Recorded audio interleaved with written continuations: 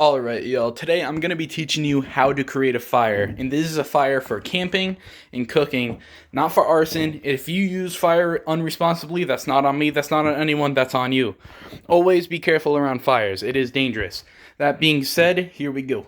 The best way to teach about a fire is to create a story. So for this example, for the carpet all around here is going to be wilderness. This will be your car, and you're going to be riding to a party when your car breaks down. Oh no, you are in the middle of the wilderness. That is not good. But don't worry, you're not alone in this scenario. So you get out of your car. This is you. I know, you're very handsome. And this is your buddy, Tony. Man, it's great to have Tony with you. And this is your other buddy, Stuart. Man, they go well together. Now that you and your boys have broken down and had time to realize your situation, you guys put your heads together. Tony here knows that it's important for survival to get food, water, and shelter. Stuart here knows that the best thing to help with all that is to create a fire. And lucky you, knowing everything you do know, you need wood for a fire. But what type of wood do you need? Now, you're probably thinking to yourself, what do you mean what type of wood? Wood's wood, right? I guess yes, but I mean, what type of wood do you want to collect? You know, you got those big logs, there are trees out there, I mean, you could go and cut them down, but would that really be the best? Well, why don't I take you outside and show you? Okay, so it's going to be a voiceover from here because I suck at recording and telling people stuff. Here, I'm talking about tinder, kindling, and fuel. Tinder is anything that will easily light: dry leaves, bark, dry grass, any stuff like that. You just want it to instantly catch because that's what's going to help get your kindling going. And what I'm holding in my hand over here would be relatively good kindling. You don't want anything too thick, so about the size of your thumb. And if you have little hands, I don't know, just don't grab anything too small. And like bark and stuff like that, little twigs, and pine cones. Don't throw those into the fire, because if they're closed, they'll explode. Just don't throw them in. That will feed it, but won't feed it for long. And you do want to gather a lot of that because, again, if your fire goes out, you need something to remake it. It's good to have extra than go into the woods looking all the time. And then I grabbed this tree here. This would be good for kindling again, maybe even closer to fuel with the main tree. But the branches there would be good as little stuff to keep it lighting, and then that'll eventually catch the fuel.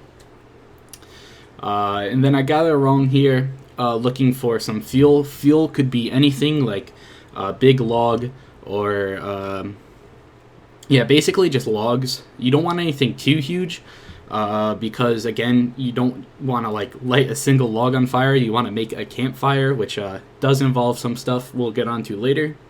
And you wouldn't want to use live trees, one, because, you know, they have all that water in them because they're living, and two, you'd rather not take down a living tree because, like, if you don't have to take it down and there's wood all around here, use that first. It'll burn easier.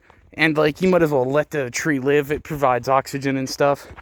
But going off of that, the next thing is about ample space and knowing your surroundings. Like, you don't want to go around and, like, start a fire in a place where everything around you is going to catch. You want to make sure you have a clear area, and that includes above. So you don't want to be under a low-hanging tree because if an ember catches that tree, you're not putting it out. And would you rather be in a woods or a forest fire? So think of it that way. Be smart. Always clear the area around your fire too. Make sure there's no leaves or anything that'll easily catch. Yeah, and just be safe. You can't always have a water bucket. You should have a water bucket around you, but if you can't find water or can't hold that water, sand also works. Sand's a good way to put out. And if like an ember comes and hits a leaf or something, stomp on it. Or even hold your foot on it if you have like a shoe with a rubber bottom. It'll burn your shoe, sure, but it's better than it catching the forest on fire, so always be wary of that. And I forgot to mention leaves, so I'm just going to circle back to that. Leaves is good for kindling and tinder and stuff like that because it catches really easily, but it's not good to keep throwing in your fire because mainly it just makes smoke. And you don't want smoke. It could suffocate your fire, but really it's just annoying. If like there's a helicopter coming or something and that's their only way of signaling them, throw a crap ton of leaves onto the fire. It'll create a lot of smoke, but otherwise don't do that. Alright, now back to the normal audio. Alright, now that we've basically gone over everything we need to know, I'm not going to be using real wood. Well, I guess technically I am. I'm going to be using Lincoln logs as the fuel, and I'm going to be using earbuds as the kindling / tinder, because I'm just going to group them together for this, because all of them basically do the same thing.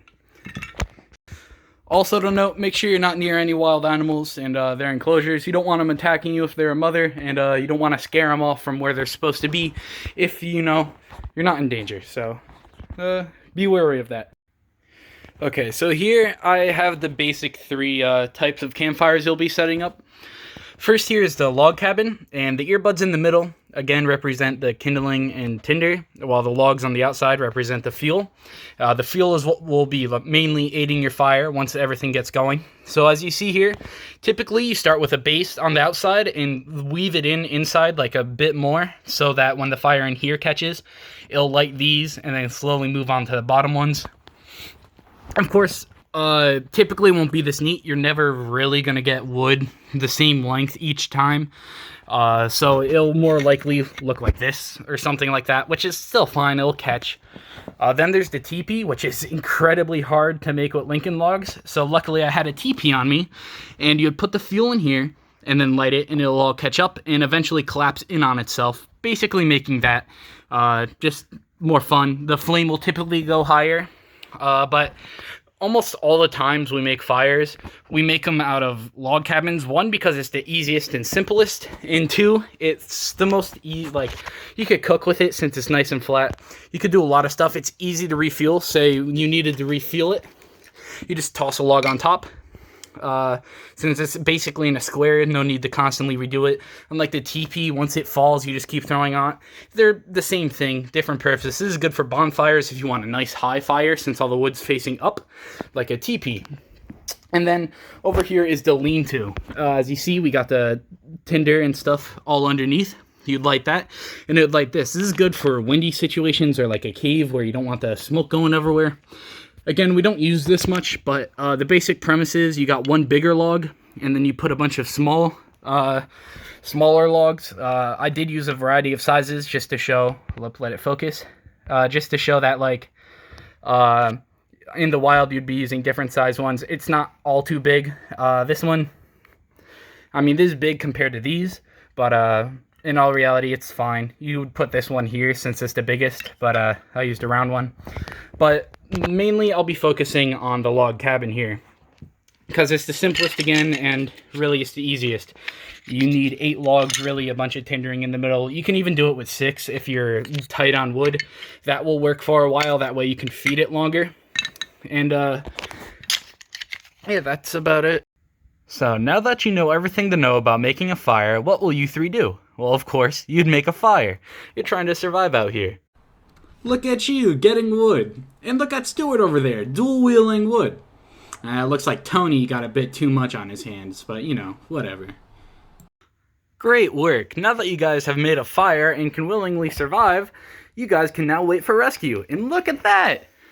No way, just in the nick of time, coming to save you guys. Wow, who would have thought?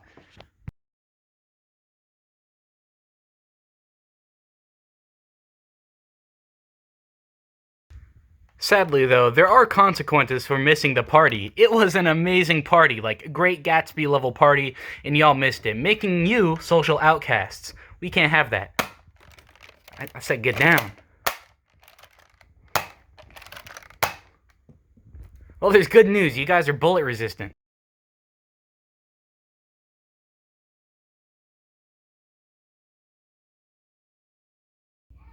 I just made it back from like that donut pickup thing. Shout out Ryan Thorne for taking me. Didn't even know what was going on. So yeah, let's get back to it. There's no leaves or anything that'll easily catch. Thank you, car.